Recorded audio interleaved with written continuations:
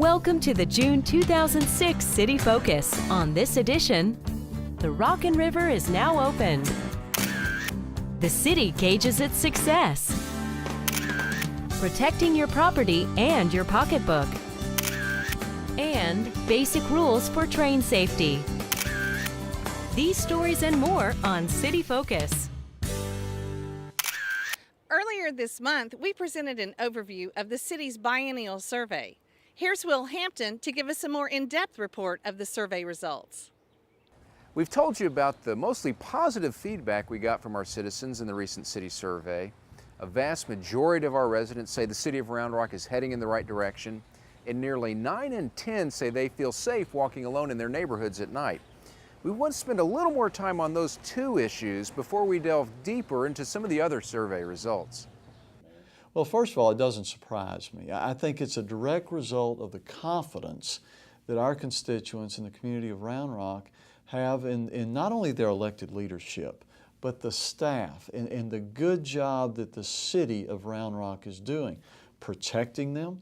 I mean, we see that the streets are safer than they've ever been before, and people have a good, confident feel that they're being taken care of, that their interests, that they're being listened to. We've got challenges, we've got opportunities, but I think what this tells us is that our constituents say, we trust you, we trust the job you're doing, now go out and do us the good job. We feel like these results combined with our low crime rates and our recent safest city designation are the result of our partnerships with our neighborhoods and our policing strategies. But it is very unique for a city our size to have these types of survey results, our low crime rates. It's going to be a challenging goal going forward, but it's one that we're focused on. Now let's look at some other results.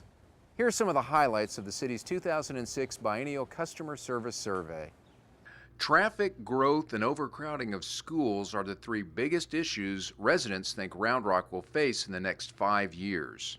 When you grow as rapidly as we are, you have to pay attention to your infrastructure. The good thing about our community is we are paying attention to it. Our heads are not in the sand. We're out in front. We're building massive new retail projects. We're also, right now, building infrastructure. That's what sets us apart right now. Less than half, at 47%, say quality of life in Round Rock is getting better. This number has not improved in the last 4 years. I'll put a positive spin on that. 47% say it's getting better. 37 or 36% says it's staying the same. Well, that's over 80% saying it's okay, and it is getting a little better. 58% think the city is doing an excellent or good job of listening to and responding to the needs of citizens.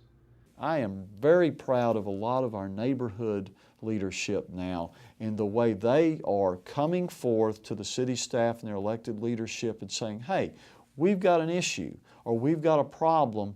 We know that you'll listen to us. Let's sit down and address it and get it over with and solve the problem before it does explode. And that's a result. I think we're doing a good job there.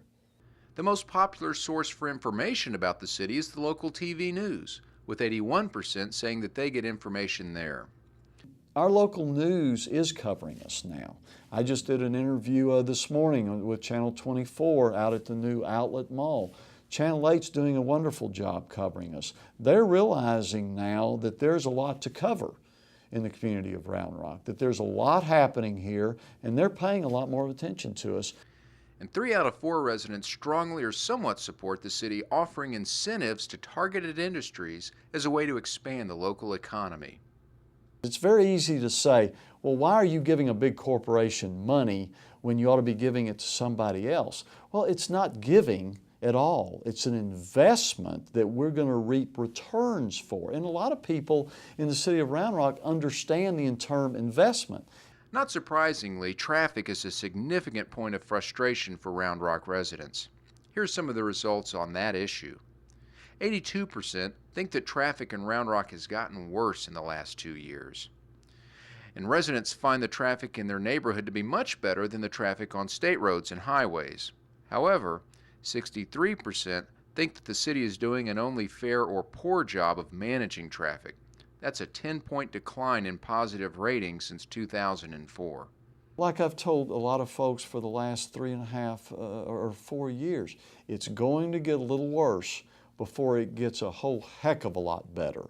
We've got to go through some pain, and that pain is called construction. There will be some closures, but once it's done, we're going to be able to move around so much easier, and our constituents, the good people of Round Rock, will soon forget some of the frustrations we've had to endure. The key here is that we're out in front of it, we've got a plan, and we're following through with that plan. We've obviously got some more work to do on the city's #1 problem, traffic. So next month, we'll give you an update on some of the major road construction projects that the city's involved in. We'll see you then.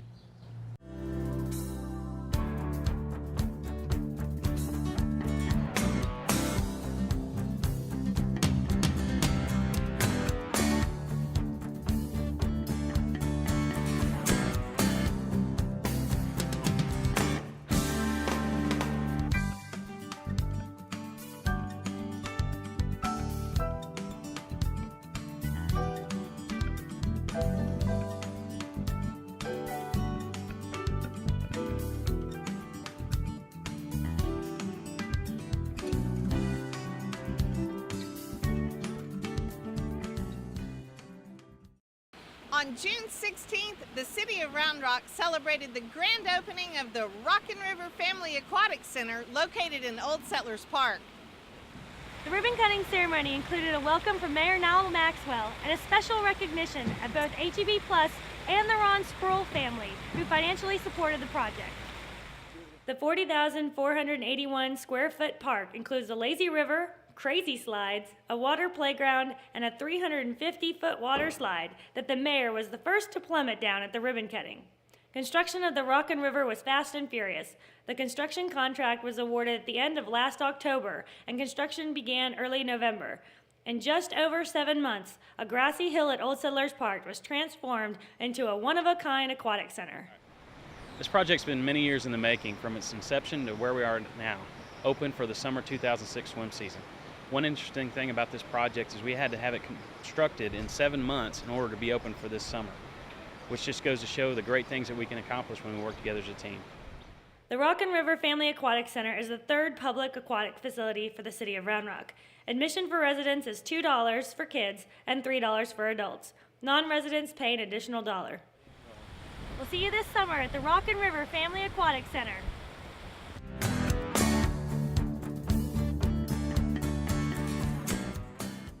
Celebrate our nation's independence with the City of Round Rock this July 4th. Join us in the morning for the Main Street Mile Fitness Walk, then stay for the Frontier Days Parade downtown and see our first ever riding lawnmower float competition. After the parade, head out to Old Settlers Park for games and music at Frontier Days. Stay for the annual fireworks celebration just after dark. Tune in to Case 101 to hear live music from the Austin Symphonic Band. Remember, shooting your own fireworks is illegal in the city, so come enjoy the show at Old Settlers this Independence Day.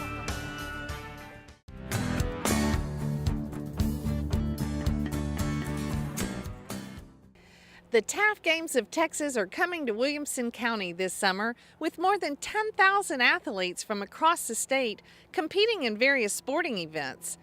Terry Wagner tells us more about the games and speaks to several athletes from our local area. For more than 20 years, the TAAF Games of Texas has provided a sporting opportunity for Texas amateur athletes. In fact, 10,000 athletes and more than 40,000 spectators are expected to visit our community.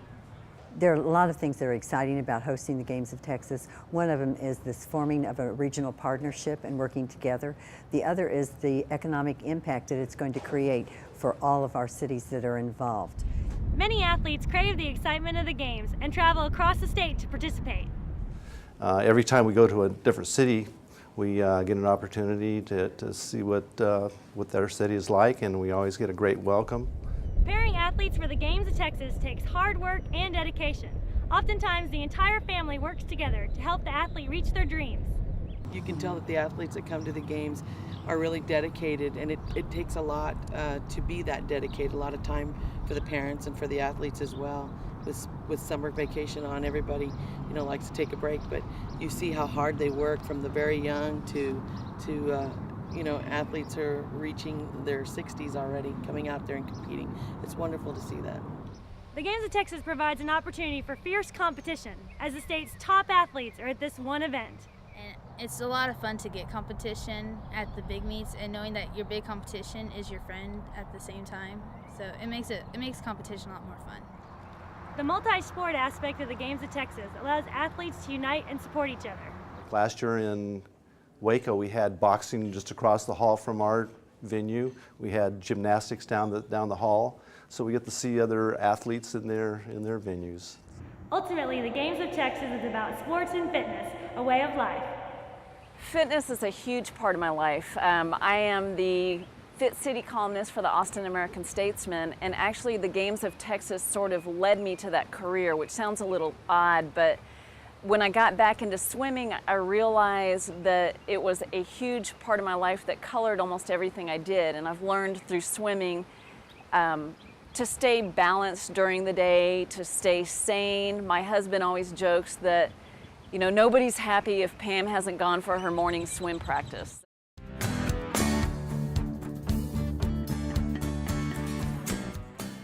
Time Warner Cable's digital phone presents Movies in the Park Round Rock. Enjoy your favorite movies under the stars at Old Settlers Park behind the Dell Diamond. Join us for a magical screening of The Wizard of Oz and meet one of the original Munchkins, Clarence Swenson, live and in person. Come join us on Friday, June 30th, starting at 7 p.m. Join us on July 21st for the new family movie, Curious George. Bring your blankets and chairs and enjoy these free family events. Movies in the Park is brought to you by Time Warner Cable.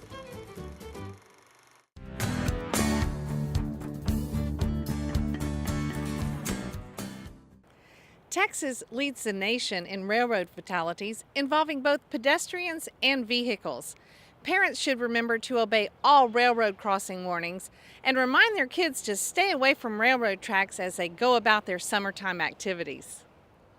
This rail line through Round Rock has an all too unfortunate history. Many of our residents have died on this stretch of railway, mainly from violating the law and from simple carelessness. Okay. We need people to be aware not to stop on the railroad tracks while waiting at a stop sign or a red light, not to go around the gates, and not to try to beat the gates. Texas law states you cannot cross the railroad tracks until the gates are fully in the upright position or fully down. You cannot try to beat the tracks or off to the races and make a fast run when you see the gates start going up. You never know, a second track there might be another train coming. Another problem that we're having, particularly in this area, is trespassers. People don't realize everything 50 feet each side of the railroad tracks belongs to the railroad, and it is against state law for them to be in that area. It says you can only cross the tracks at a public street or a public crossing. You can't use it anyplace else. You can't use the railroad tracks for a shortcut, going home, going to school, or just going anywhere. Let's try to make this a safe summer. Obey all of the crossing warnings, stay away from the tracks, because in a contest between you and a train, the train will win every time.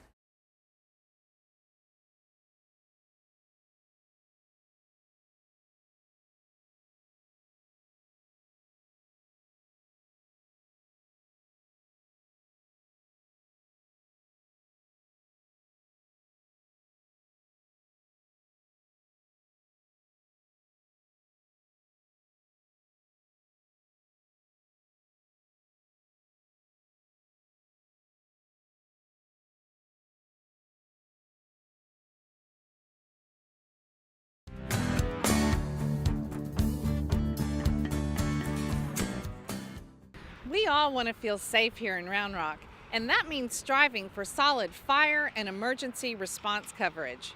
Vehicle upgrades at Fire Station Number 4 are designed to protect both our property and our pocketbooks.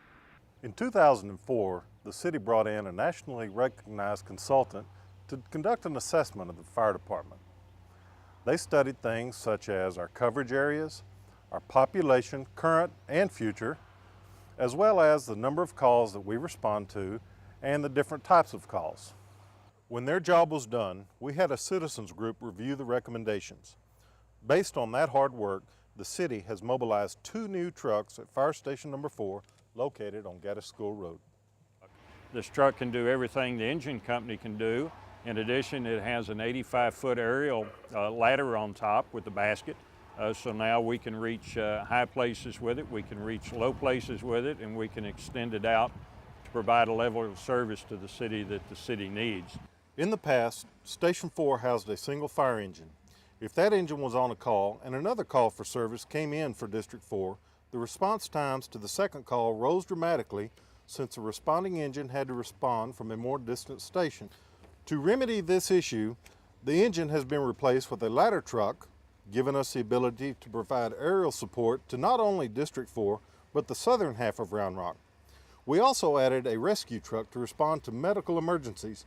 And about 67% of the 3,200 calls we ran last year are emergency medical services calls that can be handled with 2 people. So running the smaller, quicker rescue improves our response time to critical EMS calls, and it leaves the bigger truck in the station in case there's a fire or in case there's a need for a second EMS vehicle out of Station 4, this one's prepared to do it.